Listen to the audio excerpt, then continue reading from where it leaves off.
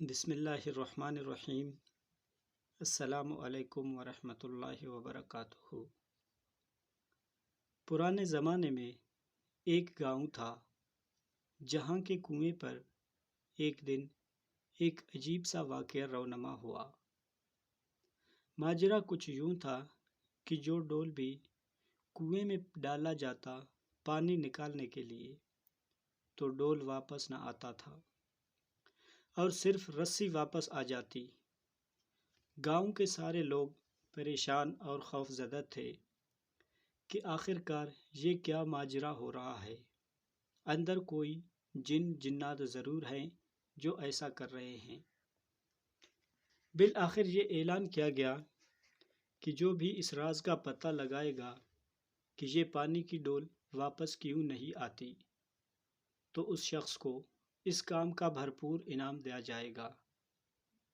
ایک نوجوان نے کہا کہ مجھے انعام کی کوئی لالچ نہیں ہے، میں یہ کام گاؤں کے لوگوں کو اس مصیبت سے نکالنے کے لیے کر رہا ہوں اور اپنی جان کو خطرے میں ڈال کر اس راز کا پتہ لگا لوں گا، مگر میری ایک شرط ہے اور وہ یہ ہے کہ میں کنویں میں اس صورت اتروں گا جب کہ رسا پکڑنے والوں میں میرا بھائی بھی شامل ہوگا۔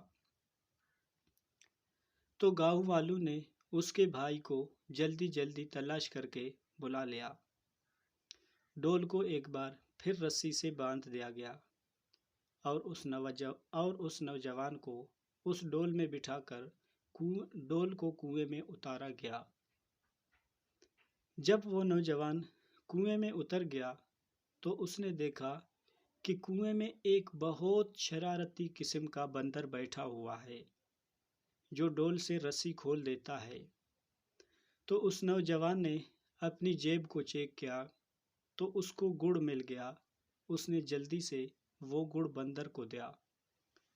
یوں بندر اس نوجوان سے مانوس ہو گیا۔ نوجوان نے اس بندر کو اپنے کندھے پر بٹھایا اور نیچے سے زور زور سے رسے کو ہلاتا تاکہ اوپر کے لوگ رسا کھینچ کر اس نوجوان کو اوپر لے آئے۔ گاؤں والوں نے رسا کھینچنا شروع کیا اور جو ہی ڈول اندھیرے سے روشنی میں آیا تو گاؤں کے لوگ بندر کو دیکھ کر جو نوجوان کے کندھے پر بیٹھا تھا بہت خوف زدہ ہو گئے کہ یہ کوئی عفریت ہے جس نے اس نوجوان کو کھا لیا ہے اور اب اوپر چڑھ کر سب گاؤں والوں کو بھی کھا لیں گے۔ سب لوگ رسا چھوڑ کر سرپٹ اپنے آپ کو بچانے کے لیے بھاگے، مگر اس نوجوان کا بھائی رسے کو مضبوطی سے تھامے اوپر کھینچنے کی کوشش کرتا رہا اور آخر کار اس نے اپنے بھائی کو کنویں سے بحفاظت نکال دیا۔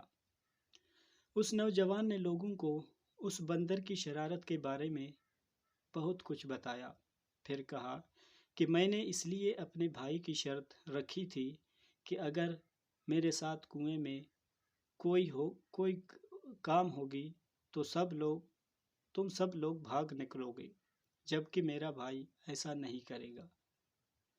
اس کو خون کی محبت روکے رکھے گی۔ یاد رکھے کہ کوئی لاکھ اچھائی کرے مگر خونی رشتے آخر کار خون کے رشتے ہی ہوتے ہیں، ان کی قدر کرے۔ آج کل کے لوگ اپنے سگے بھائی سے ملنا گوارا نہیں کرتے، لیکن دوستوں کے بغیر ایک پل نہیں گزار سکتے۔ اپنے والد کا حکم نہیں مانتے، لیکن دوستوں کی عرض بھی ان کے لیے ایک حکم ہوتی ہے۔ بے شک دوست بنائیں، لیکن اپنے والدین، اپنے بھائی، اپنے خون کے رشتے دوستوں پر مقدم رکھیں۔ سب دوست ایک بار درود شریف پڑھ لیں۔ اللہم صلی علی محمد وعلی آل محمد کما صلیت علی ابراہیم وعلی آل ابراہیم انک حمید مجید۔ اللہم بارک علی محمد وعلی آل محمد کما بارکت علی ابراہیم وعلی آل ابراہیم انک حمید مجید۔ ایک بار درود شریف پڑھنے سے اللہ تبارک و تعالی 10 مرتبہ رحمت فرماتے ہیں۔